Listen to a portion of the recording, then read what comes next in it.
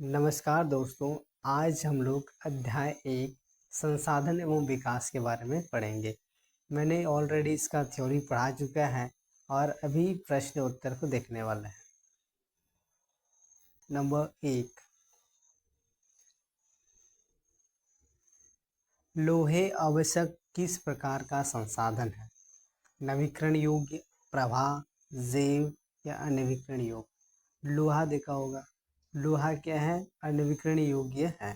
तो option number D, क्योंकि लोहा ना ही गलने वाला है और इसे गलाया जा सकता है, लेकिन इसे बहुत समय तक क्या किया जा सकता है? प्रयोग किया जा सकता है। तो ऐसे वस्तु जो बहुत समय तक से प्रयोग किया जा सकता है उसे हम अनवीकरण योग्य कहते हैं। फिर नंबर 2 देखते हैं, पंजाब में भूमि निम्नीकरण का निम्नलिखित में से मुख्य कारण क्या है? मतलब जो पंजाब में जो भूमि है, ज़मीनें हैं, वहाँ पर जो मिट्टियाँ क्षय हो रही है, इसका क्या कारण है? तो इनका जो राइट आंसर होगा अधिक सिंचाई। हालांकि इसका जो बी नंबर राइट हो जाएगा, यहाँ गलत हो जाएगा, क्योंकि यहाँ पर क्या हो जाता है, अनेक प्रकार का फसल उगाया जाता है, जिसके कारण वहाँ पर अधिक सिंचाई की जाती है, हल जोता जाता है। तो ऑप्शन नंबर बी। नेक्स्ट और देखते हैं, नंबर 3, इनमें से किस राज्य में काली मृदा पाई जाती है? हमें पता करना है कि जम्मू कश्मीर, राजस्थान, गुजरात या झारखंड। तो ये गुजरात में क्या पाया जाता है? काली मृदा पाई जाती है। क्वेश्चन नंबर 4, ज्वार या ऊर्जा निम्नलिखित में से किस प्रकार का संसाधन नहीं है? तो क्या है? ऑप्शन नंबर ए क्या हो जाएगा? पुनःपूर्ति योग्य है। मतलब ज्वार या ऊर्जा है जिन्हें पुनःपूर्ति योग्य नहीं किया जा सकता है। जैसे आप कोयला एक जलाने के बाद उसको आप पुनः पूर्ति नहीं कर सकते हो, वो एक बार जल गया मतलब ख़त्म हो गया। तो इसी प्रकार से ज्वारीय ऊर्जा भी क्या हो जाएगा?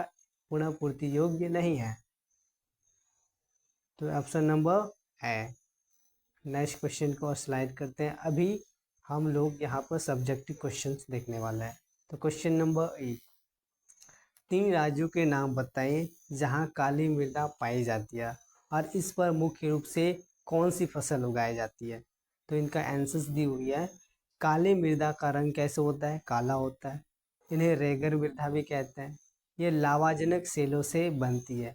आपने देखा होगा कि बड़े बड़े चट्टान, भारत में भी ऐसे बहुत सारे लावाजनक ज्वालामुखी, तो वहाँ से क्या होता है कि वो ज्वालामुखी फटने के बाद जो सेलें हैं वो धीरे धीरे क्या हो जाएगा? ठंडा होकर वो क्या हो जाते हैं? मिट्टी का निर्माण करने लगती है। कई लाल रंग का काली मृदा बन जाता है या काला रंग का। इस प्रकार से जो मृदाएं हैं महाराष्ट्र, सौराष्ट्र, मालवा, मध्य प्रदेश, छत्तीसगढ़ पठार में पाई जाती है। तो ये सब जगह में क्या पाया जाता है? काली मृदा। काली मृदा कपास की खेती के लिए उचित समझी जाती है। मतलब जो जहाँ पर काली मृदा पाया जाएगा वहाँ पर कपास की जो उच्चतम किस्म की जो खेती की जा सकती है, इस कपास के मृदा के नाम से भी जानी जाती है। तो इनका जो जितने में मैंने आंसर्स बताए आपको इसको लिख लेना है, या मैं इसका जो डिस्क्रिप्शन में इसका जो PDF है प्रोवाइड कर दूंगा। आगे की और देखते हैं। क्वेश्चन नंबर 2, इसमें क्या बोल रहा है कि पूर्वी तट के नदी डेल्टाओं पर किस प्रकार की मृदाएं पाई जाती है? मतलब जो पूर्वी तट किधर हो जाएगा? पश्चिम बंगाल की तरफ, अरुणाचल प्रदेश की तरफ। तो ये पूर्वी तट पर किस प्रकार की मृदा पाई जाती है हमें पूछा है। और किस प्रकार की मृदा को 3 मुख्य विशेषताएं क्या हैं हमें बताना है। तो पूर्वी तट के नदी डेल्टाओं पर जलोढ़ मृदा पाई जाती है। अब जलोढ़ मृदा किस प्रकार की होगी? जैसे आपने देखा होगा पानी की दिनों में जो क्या है, मिट्टी कीचड़ बन जाती है, तो ऐसे मिट्टी को जो क्या बोलते हैं? जलोढ़ मृदा बोलते हैं। तो डेल्टाएं क्या बोलते हैं? जहाँ पर पानी की जमाव होती है और मिट्टी क्या बन जाती है? गीली हो जाती है, उसी मिट्टी को हम जलोढ़ मृदाएं कहते हैं।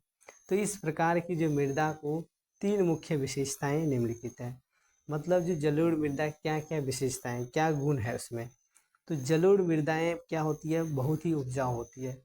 आपने देखा होगा कि धान की खेती क्या होता है? कीचड़ में होती है, और इस वजह से क्या होता है? धान की खेती अधिक उपज होती है।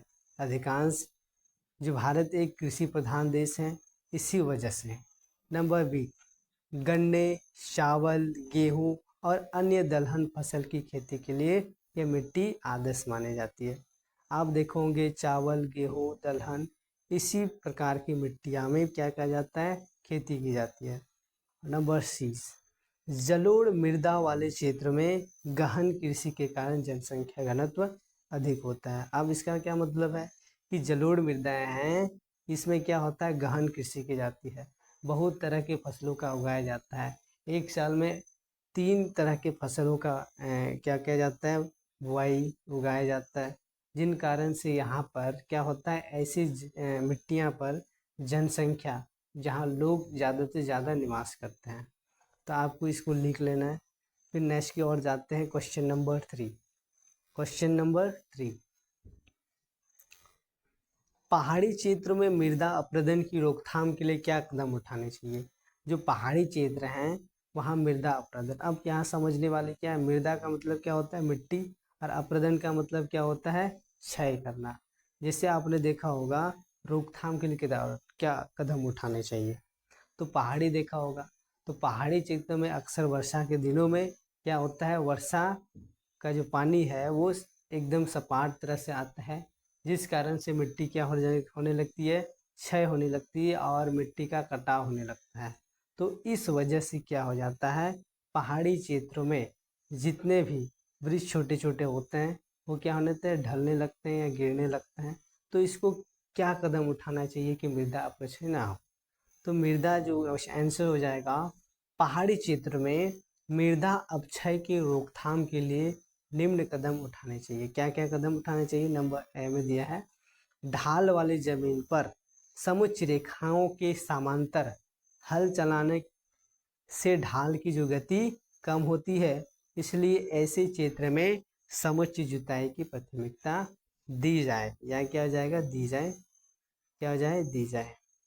तो यहाँ समझने वाली बात है कि समुच्चय जुताई कैसा है, कि आपने देखा होगा सीढ़ी, सीढ़ी अगर पहाड़ी क्षेत्र में सीढ़ी नुमा अगर खेती की जाए या सीढ़ी तरह से अगर किया जाए, तो जो ऊपर का पानी है या वर्षा है वो क्या होगा, सीढ़ी पर सीढ़ी क्या हो जाएगा, नीचे उतरेगा। इससे क्या होगा, पानी जो मृदाएं हैं वो क्या होगा, क्षयशील नहीं होगा, क्योंकि पानी की रफ्तार कम हो जाएगी। तो ये एक क्या है, कदम उठाना चाहिए। नंबर बी है, ढालू जमीन पर सोपान बनाए जाने चाहिए। जितना भी बालुई मिट्टी देखे होंगे जो पहाड़ी क्षेत्रों में है, तो वहाँ पर अधिक से अधिक क्या होना चाहिए, पेड़ उगाना चाहिए, जिससे क्या होगा, मिट्टी पकड़ ले। नंबर सी, फसलों के मध्य में घास की पट्टियाँ उगाकर भी मृदा अपक्षय कम किया जा सकता है। अक्सर आप देखे होंगे कि पहाड़ी क्षेत्र में ऐसे बहुत सारे किस्मों के फसलों का उगाया जाता है, तो वहाँ पर क्या होता है कि जो पट्टियाँ बचता है वहाँ पर घास उगा करके या कोई हम ऐसे वृक्ष उगा करके क्या कर सकते हैं, मृदा अपक्षय को रोक सकते हैं, और इसी को ही पट्टी कृषि कहते हैं। अब देखते हैं क्वेश्चन नंबर 4 की ओर स्लाइड करते हैं। नंबर 4, जैव और अजैव संसाधन क्या होते हैं और कुछ उदाहरण दें। अब यहाँ समझने वाली है कि जैव और अजैव संसाधन क्या होते हैं। इनका एक शॉर्ट फॉर्म में हम बताने की कोशिश करेंगे। देखो, जैव संसाधन, जैव मंडल संसाधन प्रदान करता है। अब इसका क्या मतलब है, जितने भी जीव है जिसमें जान होती है, चाहे आप कोई भी पशु पक्षी मनुष्य, जितने भी जान है उसमें जीव संसाधन के अंतर्गत आएगा। इनमें जीवन व्यापक, कहने का मतलब है जिनमें जीवन व्यापक हो, जैसे मनुष्य, बाघ, बकरी, जितने भी चीज़ें जो जीवन है जिनमें जान है, जिसमें आप उदाहरण करके ले सकते हो मनुष्य, वनस्पति जात, जैसे आप पेड़ पौधे को देख लो, प्राणी जात, मत्स्य जीवन या पशुधन। जब भी इनका डिफिनेशन या परिभाषा लिखने का लिए आए तो आप शॉर्ट फॉर्म में लिखना कि जीव मंडल संसाधन प्रदान करता है, इनमें जीवन व्यापक है, और इनका उदाहरण दे देना।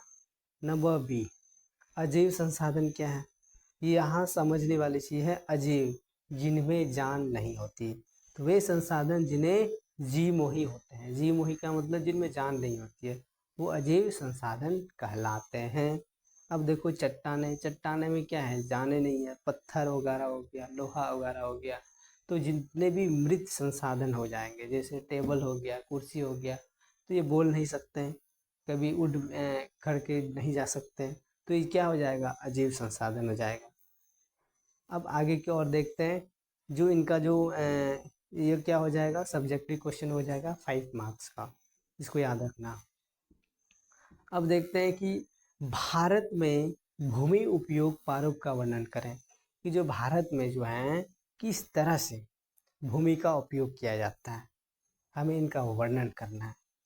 और 1960 और 61 से, मतलब जब 1960 और 61 का जो वर्ष चल रहा था, वन के अंतर्गत क्षेत्र में महत्वपूर्ण वृद्धि नहीं हुई, इसका क्या कारण है। मतलब 1960 और 61 आज़ादी के ठीक कितने वर्ष पहले, 15, तो उस समय क्या हुआ, वन क्यों वृद्धि नहीं हो पाया, इसका क्या वजह है या क्या कारण हो सकता है, इन्हीं को हमें क्या करना है, विवरण या वर्णन करना है। तो इनका आंसर देख सकते हो कि भारत में जो है ना, भूमि का उपयोग अलग अलग प्रकारों के कार्य में किया जाता है। आपको पता है कि भारत बहुत बड़ा जनसंख्या वाला क्षेत्र है, तो इस वजह से क्या हो गया, वहाँ की जो भूमियाँ हैं ये अलग अलग स्टेट में अलग अलग मृदाएँ पाई जाती हैं, अलग अलग फसलें की उगाई की जाती हैं। तो क्या हो गया कि कुल भूमि में से 93% भोग के ही उपयोग के आंकड़े उपलब्ध हैं, कि जो टोटल भूमि है भारत के 93% हम लोग क्या करते हैं, आंकड़े लेते हैं कि इतना जगह में हम लोग क्या कर सकते हैं, जमीनें हैं।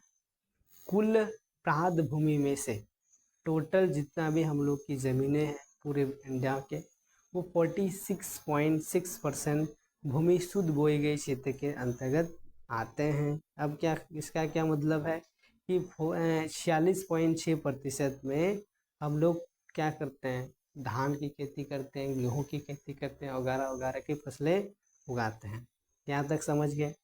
अब यहाँ समझने वाली क्या है कि 22.5% भूमि वन पर है, मतलब जो हम देख रहे हैं कि जंगल वगैरह पहाड़ी वगैरह, तो वो कितने हैं, 22.5% हैं हमारे भारत में। अब बाकी कितना है, 13.8% भूमि बंजर है। बंजर का मतलब भूमि बंजर है जिनमें ना खेती की जाती है, सिर्फ वहाँ पर क्या है, पेड़ पौधे हैं, घास उगे हुए हैं, यहाँ पर खेती भी नहीं किया जा सकता है, और वो कृषि योग्य भी नहीं है, वहाँ पर अत्यधिक क्या है, पत्थरें हैं। इस प्रकार की भूमि को हम क्या बोलते हैं, बंजर भूमि। अब यहाँ समझने वाली बात है कि 7.7% भूमि परती भूमि है। अब परती भूमि किसे कहा जा सकता है, जिनमें खेती नहीं की जाती हो, खेती करने योग्य है लेकिन वहाँ खेती नहीं किया जाता हो बहुत साल से, तो परती भूमि हो जाएगा, राइट। फिर 4.8% भूमि चारगाह या बगान पर है। आप देख रहे होंगे चारगाह या बगान बनाया गया है 4.8% जमीने पर। वही 4.6% बंजर भूमि है ना, 4.6% बंजर भूमि है, यहाँ खेती की जाती है। फिर आप यहाँ देखो, अब यहाँ क्या बोल रहा है कि 1960 और 61 से वन के अंतर्गत क्षेत्र में वृद्धि तो हुई, मतलब जो वन है, जो वन की जो जनसंख्या तो वृद्धि हुई, किंतु ये वृद्धि बहुत ही मामूली है, बहुत कम हुई। और राष्ट्रीय वन नीति 1952 के अनुसार 33% भूमि पर वन होने चाहिए।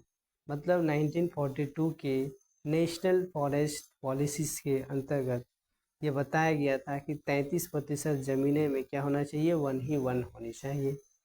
किंतु भारत में बढ़ती जनसंख्या है, क्योंकि आपको पता है कि दुनिया में सबसे बड़ी जनसंख्या है भारत, और बढ़ती जनसंख्या के कारण क्या हो गया, अधिक औद्योगिकरण होने लगा। औद्योगिकरण होने के बाद क्या होने लगा, यहाँ दिया गया है, आदि के कारण निरंतर वनों की कटाई से वन भूमि में अधिक वृद्धि नहीं हो पाई। मतलब जनसंख्या धीरे धीरे बढ़ने लगा, बढ़ने के साथ क्या होने लगा, औद्योगिक शुरू हुआ, शुरू होने के बाद क्या हुआ, वनों की कटाई होने लगा, इससे क्या हो गया, वन प्रभावित हो गया। तो लगातार भू उपयोग के कारण भूमि संसाधनों का निम्नीकरण हो रहा है। अधिक वन पर्यावरण को संतुलित करते हैं, तो मृदा अपरदन को रोकते तथा भूमि को निम्नीकरण से बचाते हैं, इसलिए अधिक से अधिक वृक्ष लगाकर वनों की प्रतिशत को बढ़ाना चाहिए। जो इनका आंसर्स हैं आप इसे लिख सकते हो, बेहतर हैं। आप इसका जो PDF है आप टेलीग्राम में ज्वाइन कर सकते हो, वहाँ भी हमने इस वीडियो को हम सेंड कर देंगे। अब यहाँ सेकेंड वाला क्वेश्चंस हैं, इसको पढ़ लेते हैं। प्रौद्योगिकी और आर्थिक विकास के कारण, प्रौद्योगिकी आप समझ रहे होंगे जैसे टेक्नोलॉजीज हो गया, आर्थिक विकास मतलब इकोनॉमिक डेवलपमेंट, जैसे हम लोग अभी मार्केटिंग देख रहे होंगे। तो जो विकास के कारण संसाधनों का अधिक उपभोग होने के निम्नलिखित कारण है कि आज के टाइम में प्रौद्योगिकी और आर्थिक विकास क्या हो रहा है, ज़्यादातर उपयोग किया जा रहा है। मोबाइल ले रहे हैं, कॉपी ले रहे हैं, अंधाधुन कर रहे हैं, कुछ भी ले रहे हैं, उपभोग कर रहे हैं, ये दोनों चीज़ों से। अब इनका क्या कह रहा है, इनका अधिक उपभोग होने का क्या कारण है, हमें इस चीज़ को बताना है। तो ए नंबर में दिया गया है कि कृत्रिमिक उपकरण प्रौद्योगिकी विकास की देन है। परिणाम स्वरूप उत्पादन में बढ़त के कारण संसाधनों का अधिक उपभोग किया जाता है। अब यहाँ समझने वाली बात है कि जो कृत्रिमिक उपकरण है, जिसे आप AI या ऐसे गूगल हो गया, ये जो विकास होने के बाद में क्या हो गया कि जो फसल हो गया या बहुत सारे ऐसे क्षेत्र में हम लोग को क्या मिला, डेवलप मिला। और डेवलप होने के कारण क्या हो गया, वो उस चीज़ या उस वस्तु को ज़्यादा खरीदने लगे, उनमें जन रुचि पैदा हुई, एक नई क्रिएटिविटी डेवलपमेंट शुरू हुई। तो ये एक वजह है क्या है, प्रौद्योगिकी या आर्थिक विकास का जो संसाधन है अधिक उपभोग किया जाने का कारण। नंबर बी, तकनीकी विकास के कारण। तकनीकी मतलब जो नई नई मशीनें बन रही है, तो आर्थिक विकास संभव हुआ कि आज जितने भी आप डेवलपमेंट देखो, बड़े बड़े कंट्रीज देखो, इनमें क्या है, तकनीकी विकास के कारण वहाँ की इकोनॉमी क्या है, डेवलप सबसे ज़्यादा होगी। आप जर्मनी जाओ, USA जाओ, दुबई जाओ, तो कहीं ना कहीं तकनीकी की वजह से वहाँ पर इकोनॉमी जो फाउंडेशंस हैं वो मजबूत हैं। जब किसी देश की जो आर्थिक स्थिति में सुधार आती है, मतलब जब कोई देश में इकोनॉमिकली वो क्या हो जाता है, अपने आप में सुधार हो जाता है, मतलब अपने आप नहीं होगा, सुधार होने लगता है, तो लोगों की ज़रूरतें बढ़ती है, वहाँ पर लोगों की ज़रूरतें बढ़ती है, फलस्वरूप संसाधनों का अधिक उपभोग होता है। नंबर सी, आर्थिक विकास नवीन तकनीकी विकास के अनुकूल वातावरण प्रदान करती है, हर कारण नए संसाधनों का उपयोग किया जाता है। तो आज जो क्वेश्चन है ये लास्ट क्वेश्चन है, और आपको इसका जो PDF है या आपका जो ये मैंने पढ़ा है उसका आप डिस्क्रिप्शन में इसका PDF लिंक प्रोवाइड कर देंगे, आप वहाँ से भी लिख सकते हो, या आप वॉच करके इसका स्क्रीनशॉट या आपको इसको लिख सकते हो। तो आज की इस वीडियोस में मैंने जो ऑब्जेक्टिव और जिन क्वेश्चंस आंसर मैंने कराए उसको आपको कर लेना है, इससे ज़्यादा नहीं पढ़ना है। आप इतना पढ़ लिए तो काफ़ी है। और इसी तरह का जो वीडियोस हैं, हिस्ट्रीज, ज्योग्राफी, इकोनॉमिक्स और बहुत सारे सब्जेक्ट का एक प्लेलिस्ट वाइज इसका जो वीडियोस हैं प्रोवाइड कर रहा हूँ, आप उसको भी देख लीजिएगा। तो आज के वीडियो में इतना ही, सही।